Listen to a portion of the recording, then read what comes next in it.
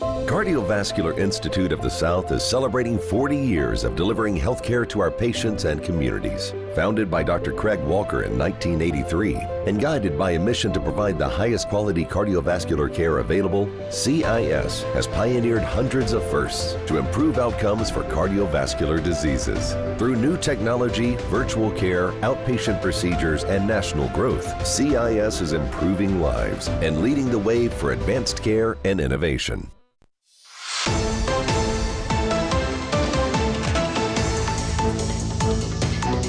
Everybody, welcome into Bayou Time. Harry McCullough here. We'll spend a little time with the Houma Police Department's chief. That is Travis Terrio. So, Travis, thanks for being in. We want to talk a little bit about reference to fraud investigations you guys completed recently. Yeah, back in December, our investigators conducted an investigation into a Tammy Feet, 51 years old.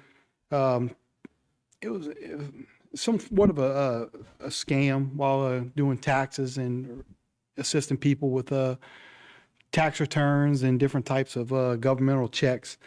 As a result of the investigation, she was charged with 2 counts of government benefits fraud, identity theft, 3 counts of felony theft, 1 count computer fraud, 1 count bank fraud, 1 count of forgery, 1 count of failure to appear for felony theft.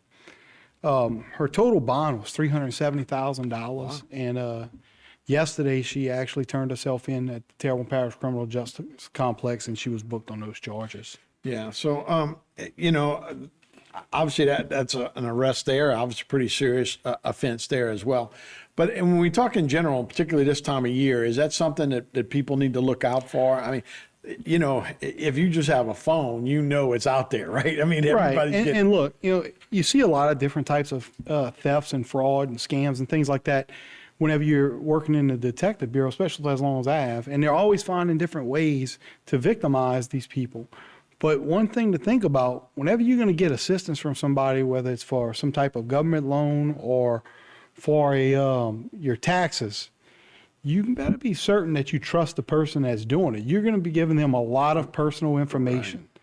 So you need to make sure that you're going with somebody that's well vetted by yourself and other people before you start handing them all your personal information. Yeah, that's actually a pretty good point, particularly taxes, then you start doing what tax IDs, which are social security numbers, right, and those kind of things.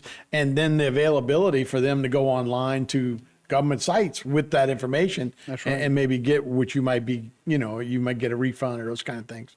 So that's very important. Yeah, because you really should trust the person that you handing that to. And look, and it leads you into everything, especially this time of year. Everybody's, giving around Christmas and they kind of drop their guard, but not everybody has good intentions. Yeah. I've seen like some national pieces and 60 Minutes pieces where there were people that, like in India, that they took their passport and brought them into another country where they almost were captured and were like, you got to scam people. That's your new job now, right? And it was actually in Nepal.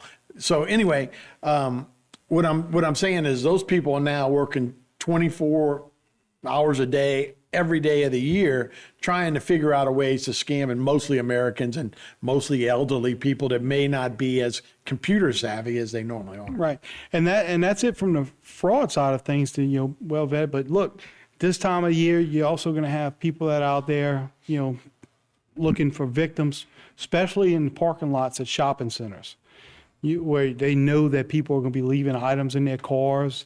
So we all increase our patrols around this time of the year so the shoppers have a safe experience. And it's very important that you're aware of your surroundings also. Yeah, that's a good point, because I mean that boulevard and that area on Martin Luther King Boulevard, that area, which, I mean, people shop all over the place, but that in particular brings people from Morgan City, people from Franklin, people from Thibodeau. That's a big draw for that area. So people are not going to be able to run back to their house. They're going to have that in their car. And if people can check their doors or break a window, is there a big part of that you see, like a network that goes on like that? So we much rather be proactive than reactive on that. We actually have some officers assigned that are out working extra, assigned to the parking lots on both the east side and the west side of Houma. We have one on the east and one on the west. And all they're doing is keeping an eye on the parking lots, making sure that we don't have any people that are staking claim and trying to either defraud some people or do any type of burglaries or robberies or anything like that. We want everyone to have a safe and enjoyable shopping experience, because we have somebody come and visit our town for the holidays. We don't want the lasting memory to be that they were robbed or a victim of a crime. Yeah, no doubt about that. That's always a big part of your area. Is like, hey, this is a safe, great area. There's nothing worse than going somewhere and having your car towed in a place that you didn't know, or have it broken into when you're at a ball game or something like that. Right. It makes the whole experience bad. Yeah, that's right. And look, we're very fortunate, because I say it every time I come on here, but we're very fortunate to have the police officers we have. You know, and I'm sure the sheriff feels the same way, but especially in the city, I'm very thankful for the guys that work for the Houma Police Department and gals. They do an outstanding job, and there's not enough we can say about them good, because they go above and beyond quite often to make sure that everyone's safe. Well, let's continue with the credit. It seemed like it's been a very good year. Now, we had a direct hit by a hurricane that was rated a 2. We had a lot of stuff going on, but it seems like you guys do you feel that same way? Yeah, absolutely. We haven't seen the total numbers for the end of the year to see exactly what it looks like. It feels like we had a good year. I hope that's what the numbers show, that we had a good year as it felt. Unfortunately, everybody isn't going to feel the same way, because, we still had victims of crimes. But overall, I do think that this year was better. I'm anxious to see what even the opioid deaths, I think, went down from last year. And I'm hopeful that those numbers are going to show as well. Yeah. And you can only hope that you're making a difference. That's what we all do this job for. We definitely don't do it for the money. And we just want to make a difference. And I think this year the guys may have achieved that. Yeah, that's good. And, look, being a police officer hadn't been the greatest gig in the last couple of years, but it seems like we've turned a corner on it. Yeah. It might not have been in other areas, but I could tell you, in Terrebonne Parish, they've always supported law enforcement. I think they always will. All right. Well, Chief Travis Terrio, thanks so much. Have a good holidays, and we'll see you next time. We'll be right back with more Bayou Time right after this.